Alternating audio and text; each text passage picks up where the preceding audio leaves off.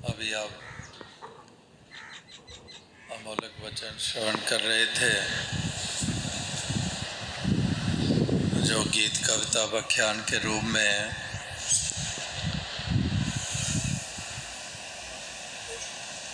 यथार्थ वचनों का सहारा लेते हुए जो भाव प्रकट किए गए हैं, वाक्य ही वो एक कल्याणकारी है, जिसके कारण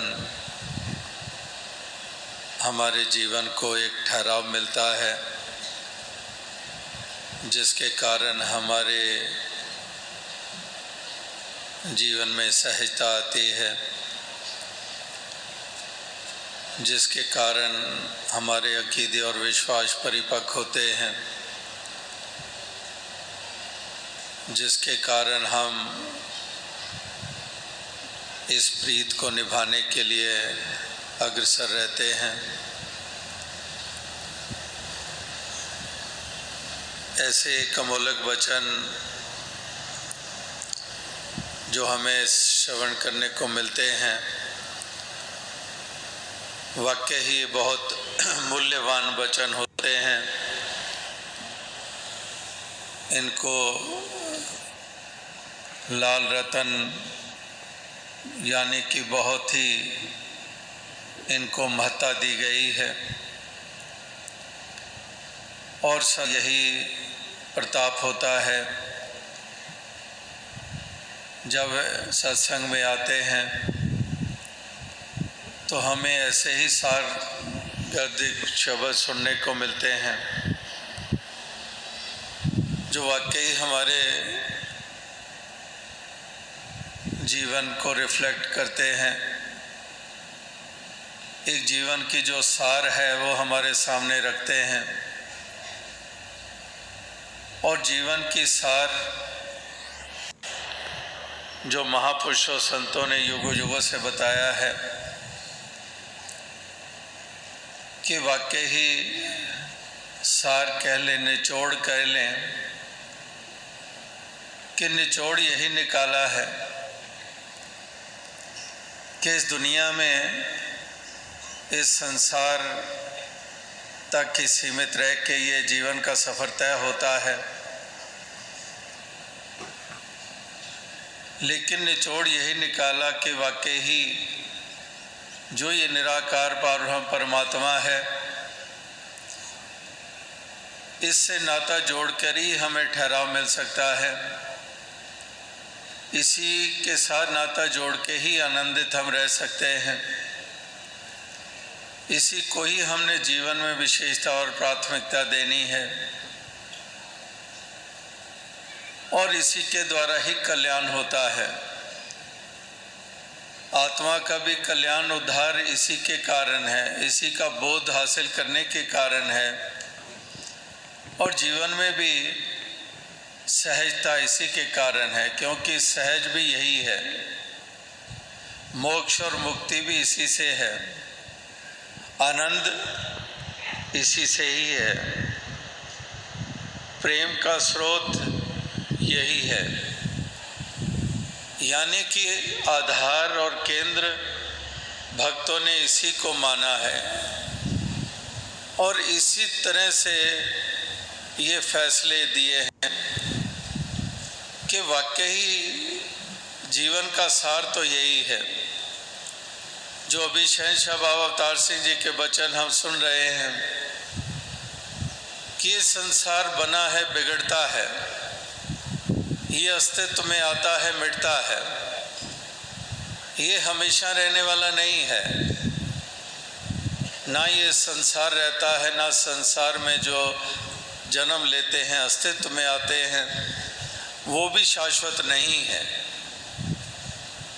तो इसलिए यहाँ पर शहंशाह बाबा अवतार सिंह जी भी यही बता रहे हैं कि इंसान अक्सर यही भ्रम कर लेता है कि जो क्षण भंगुर है उसको शाश्वत वाला दर्जा दे देता है।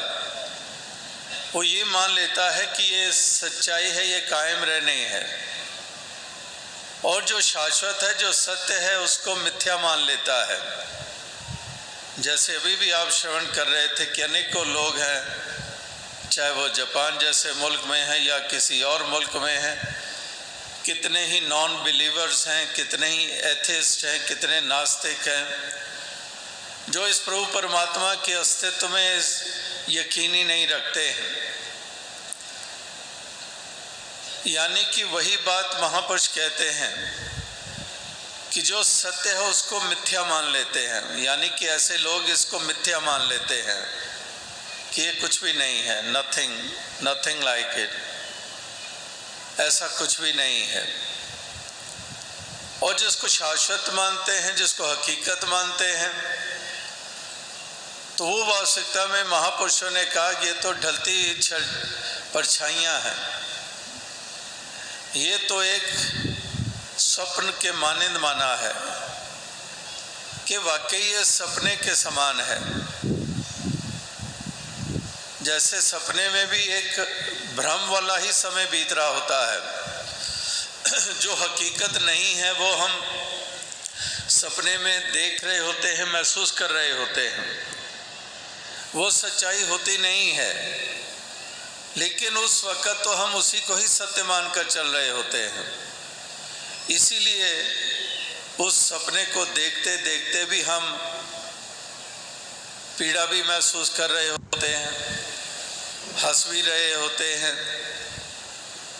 एक राजा को सपना आ रहा है, वो पीड़ा महसूस कर रहा है, क्योंकि सपने में वो ये देख रहा है कि वो चल रहा है, पाँव में जूती भी नहीं है और कांटे उनके ऊपर चल रहा है और पूरी पीड़ा महसूस कर रहा है।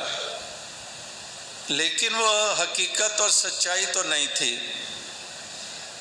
वो तो एक राजा नंगे पाँव तो क्या, कितने कितने जोड़े जूते के भरे पड़े हैं, कोई सा भी पहन ले,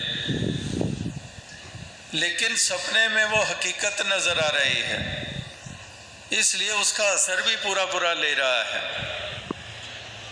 तो इसी प्रकार से यहाँ पर शहंशाह बाबा अवतार सिंह जी भी वही कह रहे हैं, जो युगों युगों से महापुरुषों, संतों ने, वलियों, गुरु पीर पैगंबरों ने संसार के सामने जो पहलू रखा कि वाकई ही ये संसार जो है ये कायम दायम रहने वाला नहीं है, ये आने जाने वाला है, ये हमेशा रहने वाला नहीं है। हमेशा रहता है ये प्रभु परमात्मा, ईश्वर निराकार, और यही है जो सारे संसार का आधार है। इसलिए कहते हैं कि इसको विशेषता जो देता है, इस एहसास के साथ जो जीवन के सफ़र को तय करता है कि बाकी सब कुछ मिट जाना है, कि बाकी सब कुछ मिट जाता है, ये हमेशा रहता नहीं है। अगर लहर और सागर की बात जैसे पीछे ही दास ने जिक्र किया, अगर हम दोनों की तुलना करें तो लहर और सागर, लहर हालांकि उठी सागर से ही है, लेकिन लहर कितनी देर के लिए, लहर उठी है अभी ठीक से देख ही नहीं पाते।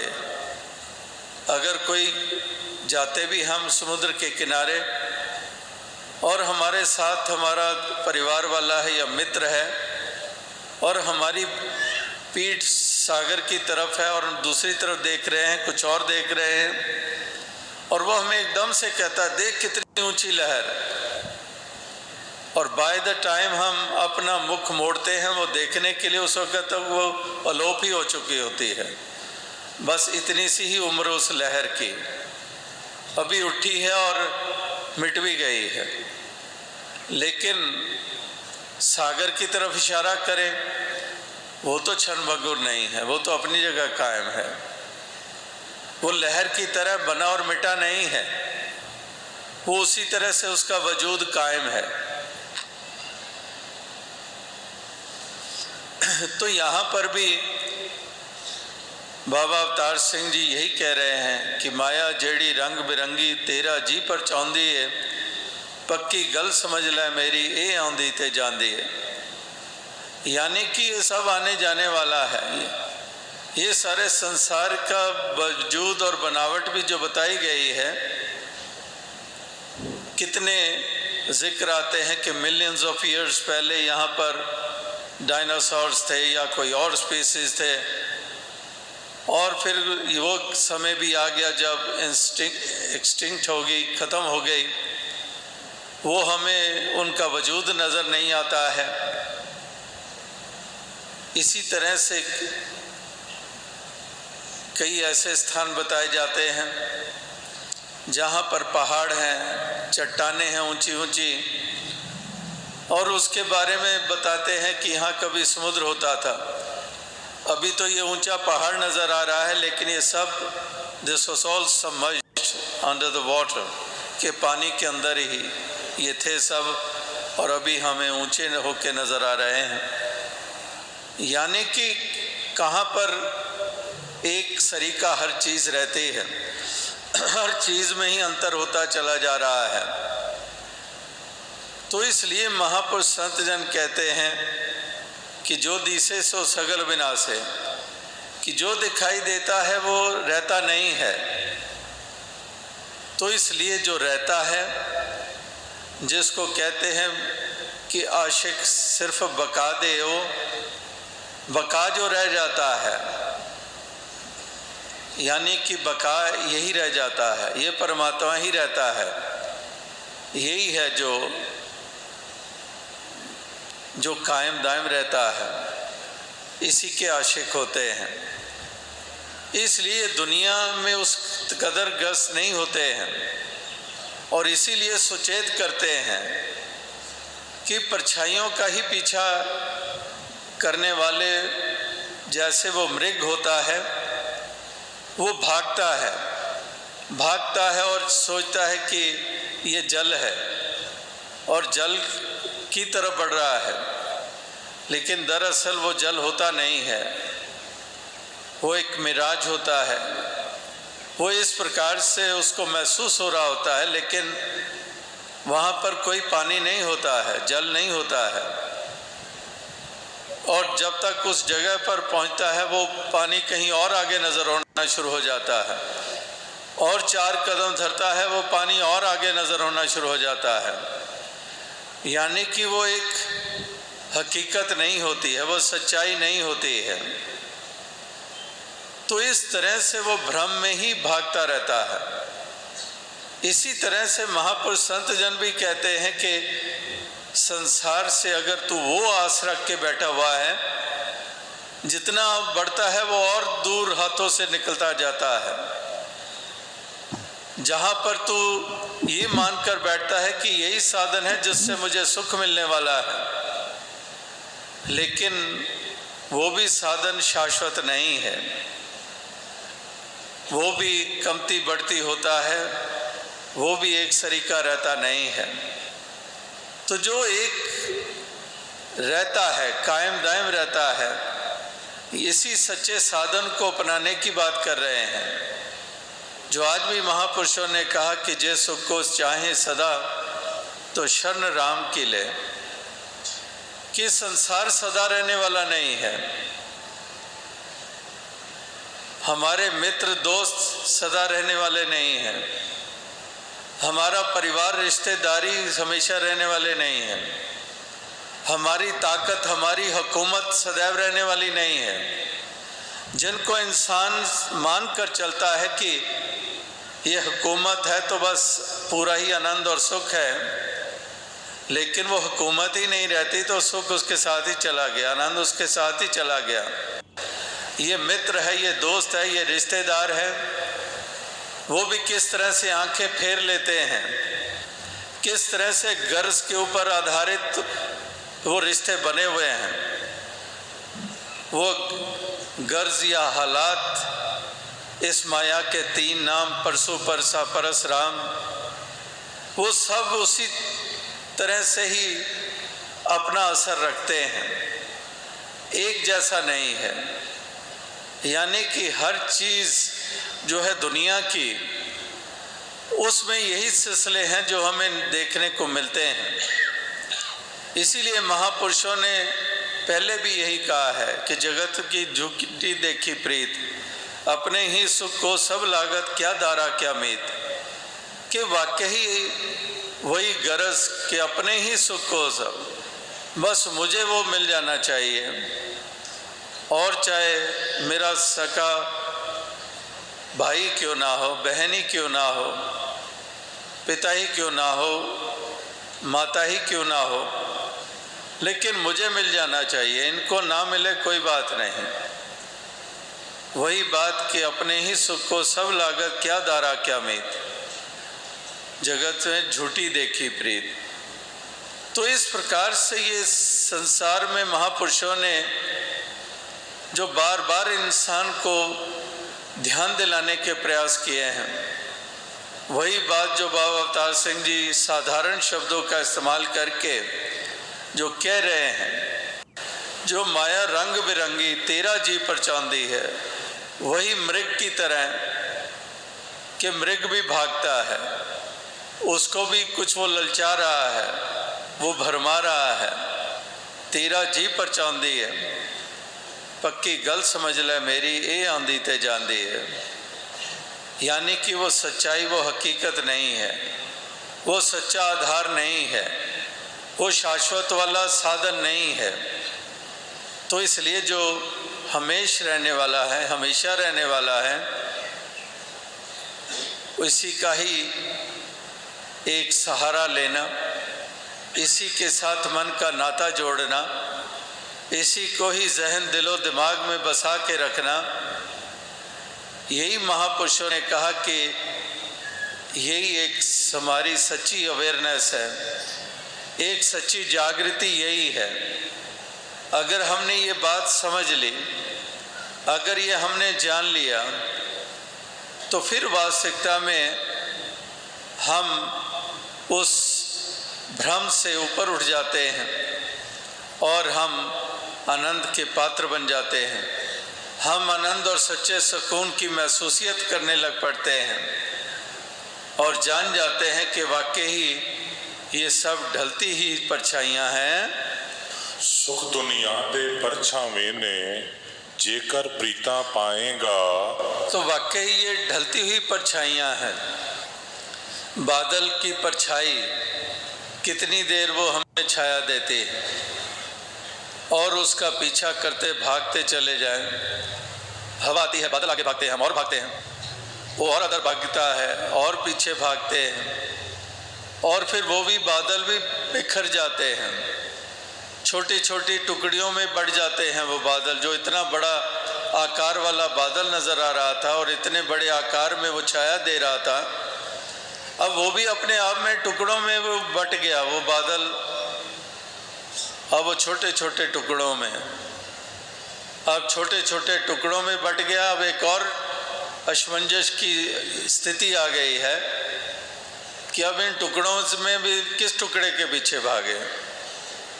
तो इस प्रकार से वही बात यहाँ पर कही जा रही है कि वाकई ये परछाइयाँ, ये वास्तविकता में इसी का ही इंसान सहारा लेता है, इसी का ही पीछा करता रहता है। टल गए परछावें जिस दम रोएगा कुरलाएगा। तो वाकई ही ये सब कुछ, हमारी जवानी, हमारी खूबसूरती, हमारी अमीरी, ये सब ताकतें, ये तन मन धन की, ये जो कुछ भी है, जैसे दास ने कहा कि कोई उसी का गर्व करता है, उसी को ही सब कुछ मान लेता है, अपनी असली पहचान भी उसी के आधार पे ऊपर बनाता है। मैं हुकूमत वाला हूँ, मैं हाकम हूँ, तो कहते हैं कि उसी को इतनी विशेषता दी तूने, लेकिन वो भी हुकूमत भी कहाँ हमेशा रही। तो कहते हैं आज तख्त है, कल को तख्ता हिस्से में आ जाता है कि एक तख्त व ताज, आज तख्त है और कल तख्ता हिस्से में आ जाता है। तो वही बात महापुरुष समझाने के प्रयास करते हैं कि वाकई ही ये दुनिया के सिलसिले ऐसे ही हैं, लेकिन एक और भी हैं जिनको साम्राज्य मिला है, जो हमेशा के लिए उनको राज मिल गया। आज भी हम ईस्टर का त्यौहार मना रहे हैं दुनिया भर में, जहाँ हज़रत ईसा मसीह जी को जो सूली पे लटकाया गया, जो गुड फ्राइडे हमने 2 दिन पहले मनाया, वही गुड फ्राइडे जब उनको कीले गाड़े गए, और ईस्टर कहते हैं कि रेसरेक्शन हुई, कि वो हज़रत ईसा मसीह जी का इस प्रकार से फिर से सामने आना, और उसको ईस्टर का त्यौहार के रूप में दुनिया भर में मनाया जाता है। यानी कि उसी को देखें कि सूली पे लटकाने वाला राजा जिसने हुक्म दिया, उसका तो नामो निशान मिट गया, लेकिन जो साम्राज्य हज़रत ईसा मसीह जी के हिस्से में आया कि सूली पे लटक जाने के बावजूद उनका राज्य आज तक कायम है। यानी कि वो ढलती हुई परछाइयों वाला सिलसिला नहीं है, वो खूबसूरतियाँ भी ढल जाती हैं, हुकूमतें भी ढल जाती हैं, शरीर की ताकतें भी ढल जाती हैं, ये सब कुछ ढल जाता है। तो महापुरुष कहते हैं कि वाकई ही इसी से ही हम अंदाज़ा लगाएं। एक और इसी का बयान किसी शायर ने दिया कि एक बड़े साम्राज्य वाले बड़े राजा महाराजा भी कि अपने जो उनका आसन होता है, सिंहासन होता है, कि वो अपने सिंहासन पर भी मुरझा जाते हैं, और किस प्रकार से जो ऐसे हैं जो सलीबों और सूली पे भी एक खिल उठते हैं।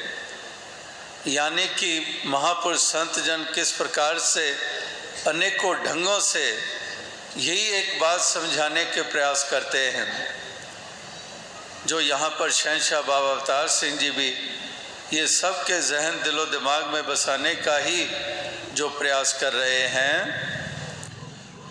जो कुछ अखी नजरी आउंदा आवन जावन वाला ये, वही बात जो पहले कही कि जो दिसे सो सगल विनाशे, कि वाकई जो दिखाई दे रहा है, जिन आँखों से देख रहे हैं ये आँखें ही नहीं रहती हैं, तो जो दृश्य है वो कहाँ हमेशा रहेंगे। यानी कि ना दृश्य रहते हैं, ना जिन आँखों के द्वारा दृश्य देखते हैं वो आँखें भी नहीं रहते हैं, वो आँखें भी नहीं रहते हैं। जिन आँखों के ऊपर भी मान अभिमान करता है, कहते हैं ये आँखें भी नहीं रहते हैं। तो इस तरह से कभी जो फरीद जी जैसे महापुरुषों ने, सूफी संतों ने भी जो कहा है कि वाकई ही ये आँखें भी जिन लोयण जग मोया से लोयण में डिठ कज्जल रेख ना सेंधिया से पंखी सुए बहेट, कि जिन ऐसी कोमल आँखें जिन जो काजल की रेखा भी नहीं सहन कर सकती, इतनी कोमल सी आँखें, तो वही कहते हैं कि जिन लोयण जग मोया, इन आँखों ने कितनों को मतवाला किया, कितनों को मोह लिया। ऐसी आँखें जिन लोयण जग मोहया, मोह लिया जग को, से लोयण में डिठ, कि उन आँखों को मैंने देखा है जो कज्जल रेख ना सहन दिया, जो काजल की रेखा तक नहीं सहन सकती कर सकते, से पंखी सुए बहेट, कि वहाँ तो कह रहे हैं कि अब वो शरीर मौन पड़ा हुआ है, एक लाश सी पड़ी हुई है, और वही आँखों के ऊपर परिंदा, और वहाँ पर ही परिंदा अपने बच्चे अंडे दे रहा है। तो कहने का भाव क्या है, यानी कि बाकी सब कुछ जर्जर सा हो जाता है। जो आज हमें बहुत विशेष करके महसूस हो रहा होता है, उसको कितनी हम विशेषता प्राथमिकताएं देते हैं, और इतनी प्राथमिकताएं देते हैं कि इस मालिक खालिक को ही विसार देते हैं, इसी को भुला देते हैं। जैसे थोड़ी देर पहले भी महापुरुष जिक्र कर रहे थे कि दातार और एक दाते, एक जो दातार है और एक जो दाते देता है।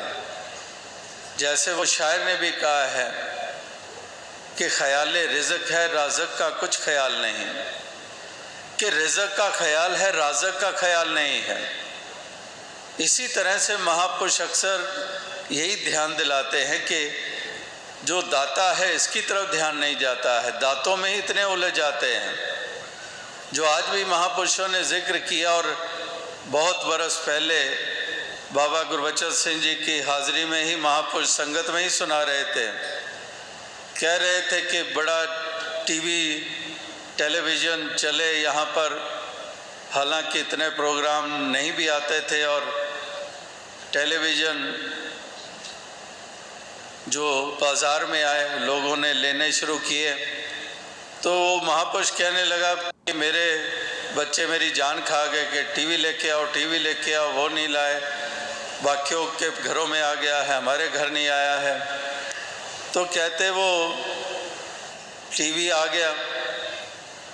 अब टीवी आ गया, जिस साथ संगत से अरदास की, प्रार्थना की और कृपा हुई, टीवी आ गया। अब टीवी ने इतना उलझा दिया कि हम उस संगत तक ही नहीं पहुंच पा रहे हैं, हम वहीं पर ही चिपके रहते हैं। यानी कि जहां कह भी रहा है कि साथ संगत की कृपा हुई है, और जहां से कृपा हुई है वहां तक भी पहुंचना दुश्वार हो गया है, क्योंकि जो मिला है वही इतना प्रभावशाली हो गया कि उसी में ही गलतान हो गए। तो इस तरह से साधारण मिसालें देकर महापुरुष संत जन यही कुछ समझाने के प्रयास करते हैं। अकलों अन्ना मूर्ख बंदा जो इस्तामत वाला है, तो वाकई ही उसी को ही अंधापन कहा गया है। जो दास ने पहले बात कही कि जो झूठ को सच करके मान रहा है और सत्य को मिथ्या मानकर चल रहा है, वही एक प्रकार का अंधापन ही है, कि वो अंधापन ही है, क्योंकि हकीकत और सच्चाई नहीं देख रहा है। वो एक अज्ञानता और भ्रम के ऊपर आधारित ही उसकी दृष्टि बनी हुई है। तो इसलिए उसको मूर्ख भी कह देते हैं, उसको अंधा भी कह देते हैं। तो इस तरह से ये संसार की हालत का बयान किया जा रहा है कि ऐसी मूर्खता, ऐसा अंधापन ये लगातार संसार में देखने को मिलता है। हालांकि ये आंखें हैं, दृष्टि, ये वाली आंखें जो चेहरे पे लगी हुई हैं, ये आंखें हैं, लेकिन आंखें होने के बावजूद अंधापन है, क्योंकि जो असल में आंखें हैं वो नहीं है। और उधर सूरदास के पास ये आंखें नहीं हैं, ये हरा पीला लाल सुंदरता, ये पहाड़, कुदरत, कायनात, ये नज़ारे सुंदर नहीं देख पा रहे हैं, वो आंखें नहीं हैं सूरदास के पास। लेकिन जो आंखें हैं वो सच्चाई देख रही हैं, वो हकीकत देख रही हैं। तो आओ साथ संगत, अंधापन क्या है, असली नज़र क्या है, मृतक कौन है और जीवित कौन है, ये सब महापुरुषों ने परिभाषाएं बताई हैं। और यहाँ पर भी उसी परिभाषा के अनुसार ही बताया जा रहा है कि वाकई ही अंधापन यही है जो इंसान की अवस्था है, इंसान किस दृष्टि से देखता है, इंसान की प्राथमिकताएं क्या है, इंसान किस चीज़ को विशेषता देता है। तो वहीं पर ही ये साबित होता है कि आँखों वाला है ये, या फिर अभी भी अंधकार ही छाया हुआ है। तो इस तरह से ये महापुरुष संत जन यही इंसानों को युगों युगों से संदेश और पैगाम ये देते आ रहे हैं कि वाकई ही जो सहजता हमारे जीवन में आनी है वो इसी शाश्वत के कारण आनी है, इसी का आधार लेने से ही होना है ये संभव। तभी ये सब्र और संतोष भी हमारे जीवन में आना है, क्योंकि इसी को ही हम विशेषता देते हैं। चलते नाल प्रीतां ला के आखिर रोना पैंदा ए। तो अब साध संगत, ये एक चलायमान है संसार, तो वही बात को अलग अलग ढंगों से यहाँ पर अलग अलग मिसालें देकर अलग अलग शब्दों का चयन करके जो निचोड़ है वो यही है, जो किसी शब्द को किसी रूप में बयान किया जाए, लेकिन भाव केवल इतना ही है कि इस तरह से हमारी एक अवस्था बनती चली जाए जो वास्तविकता में हमें ठहराव देती है, चलते फिरते भी ठहराव देती है, दुनिया में विचरण करते हुए परिवार समाज की जिम्मेदारियां निभाते हुए भी ठहराव देती है। और इसी तरह से ही ठहराव मिला कबीर जी को, रविदास जी को, तुकाराम जी को, कितने कितने महापुरुष जिनके भक्तों के हम नाम लेते हैं, जीवन उनका भी चलायमान था, यानी कि जिम्मेदारियां वो भी निभा रहे थे, वो पारिवारिक सामाजिक जिम्मेदारियां निभ रही थी, लेकिन उस चलने के बावजूद फिर भी ठहराव था। तो इस तरह से ये ठहराव जीवन में आता है इसी ठहरे हुए के कारण कि तमाम हमारे कर्म भी हो रहे हैं, जिम्मेदारियां भी निभ रही हैं, मेहनत मुशक्क़त भी हो रही है, जीवन में उतार चढ़ाव भी आ रहे हैं, लेकिन उसके बावजूद एक ठहराव मिला हुआ है। तो इस तरह का ठहराव जीवन में तभी आता है, जो ठहरा हुआ है उसी का आधार ले लेते हैं। जब उसी को ही हम विशेषता देते हैं कदम कदम के ऊपर, तो हमारी जीवन में ठहराव आता है, हमारे मन को वही ठहराव मिलता है और हमारे जीवन में वो सहजता आती है और वही सहज चाल भक्त चलता चले जाता है। हथ पल्ले नहीं पैंदा कुछ भी, सब कुछ खोना पैंदा ए। तो वही बात कि रेत जैसे होती है मुट्ठी में बांधी हुई और कैसे वो रेत सरक जाती है मुट्ठी में से, इसी प्रकार से एक एक श्वास हमारा हाथों से निकलता जाता है। इस तरह से हर चीज़, और वही बात जो माटी कोड़ा माटी जोड़ा माटी के असवार, हज खेड़ फिर माटी होई पैंदी पाँव पसार के वाकई ही सब मट्टी ही है और मट्टी विच मिल जाना, खाकी खाक स्यों रल जाना तू कदे ताहों से आना, कि एक खाक की पुतला जो है वो खाक में मिल जाता है, खाकी खाक स्यों रल जाना तू कदे ताहों से आना, कि ये सूझबूझ कब तुझे आएगी, ये समझ तुझे कब आएगी, ये हकीकत तब तू समझेगा। तो इस तरह से यहाँ पर भी यही समझाने का प्रयास कि खाकी खाक स्यों रल जाना तू कदे ताहों से आना, हंस खेड़ फिर माटी होई और पैंदी पाँव पसार, माटी कोड़ा माटी जोड़ा माटी के असवार, कि सब कुछ ही मट्टी तो बताया है, एक खाक ही बताया है। तो इसलिए ये हकीकत अगर ध्यान में रहती है, ये सच्चाई का एहसास अगर रहता है, तो ना अहम के शिकार होते हैं और ना इसमें गलतान होते हैं, ना इन सभी चीज़ों में खचित होते हैं। वो न्यारापन बना रहता है, वो जल में कमल के फूल मानिंद वो अवस्था रहती है कि जल में रहकर जल से न्यारा, कि साधु रह के दुनिया अंदर वांग कमल दे न्यारा रहे, कि कमल के मानिंद वो जल में रहकर भी जल से न्यारा है। तो यही न्यारापन ये महापुरुष संत जन ही संसार में दर्शाते हैं कि किस प्रकार से वो इससे न्यारे रहते हैं। ये प्राप्त होना, कुछ खो जाना, यश मिल जाना या अपयश प्राप्त हो जाना, तो उस सभी चीज़ों में से गुजरते हुए वो अपनी अवस्था को सहज जो बनाए रखते हैं, वाकई उनकी कितनी महानता होती है। जो नर दुख में दुख नहीं माने, सुख स्नेह और पहने जाके कंचन माटी माने, कि ना एक निंदा का असर ना यश का असर। जे लोग सलाहें ता तेरी उपमा, जे निंदेता छोड़ ना जाए।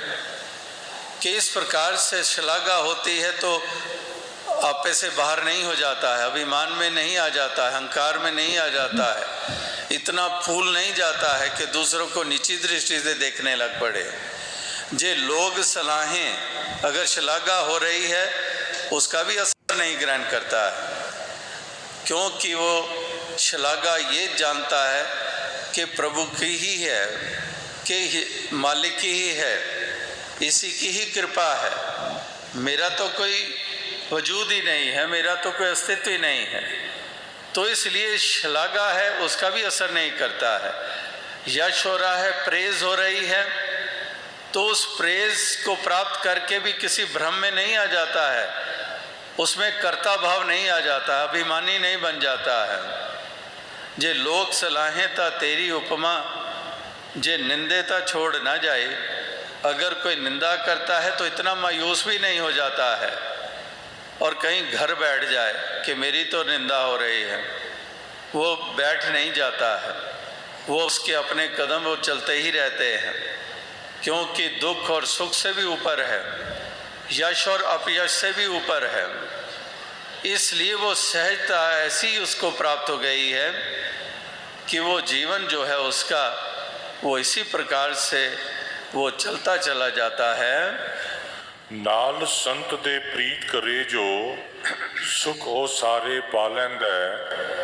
तो वाकई ही जो संतों का संग करता है और सुख इसलिए वो प्राप्त कर लेता है क्योंकि जो संतों ने ज्ञान दिया, जो संतों ने बोध कराया, जो संत कदम कदम पर हमें एक ऐसी प्रेरणा देते हैं, मजबूती देते हैं, एक विश्वास और अकीदे को परिपक्वता देते हैं, तो इसलिए वो संत ऐसे साधन बने जिसके कारण हमें वो सच्चा आनंद मिल गया, सच्चा सुख मिल गया। वो संतों के संग के कारण ही हुआ, क्योंकि संतों ने हमें वो बोध कराया, वो ज्ञान दिया, वो उजाला दिया, वो हमारी सोच ऐसी बनाई। इसलिए इस जीवन की चाल को कैसे चलना है, कैसे हमने इन सब में से गुजरना है, वो सब ढंग, वो सलीका हमें बताया। और इसीलिए हम वो सुख की महसूसियत करते हैं, वो आनंद की महसूसियत करते हैं। संत अवतार करे जे कृपा, अपने नाल मिला लैंदा है। तो इस प्रकार से अपने साथ मिला देता है, यानी कि इस मालिक से जोड़ लेता है। और क्योंकि जो मिला रहा है वो ब्रह्म ज्ञानी है, और ब्रह्म ज्ञानी जो है और उसमें और इस मालिक के में कोई भेद नहीं है। ब्रह्म ज्ञानी का सकल आकार, ब्रह्म ज्ञानी आप निरंकार। तो इस प्रकार से वो अपने साथ ही मिला लेता है, यानी कि निराकार के साथ मिला देता है। और निराकार के साथ ही जब मिल गए तो फिर वास्तविकता में अब जो सफ़र तय हो रहा है वो सफ़र तय होता है उस दृष्टि के द्वारा जो झूठ को झूठ करके देख रही है, जो सत्य को सत्य करके देख रही है, जो मिथ्या को मिथ्या करके देख रही है, जो शाश्वत को शाश्वत करके देख रही है। तो इस तरह से वो दृष्टि मिल गई है और फिर हकीकत में ही हमारा वास हो गया है, अब सच्चाई में ही वास हो गया है। अब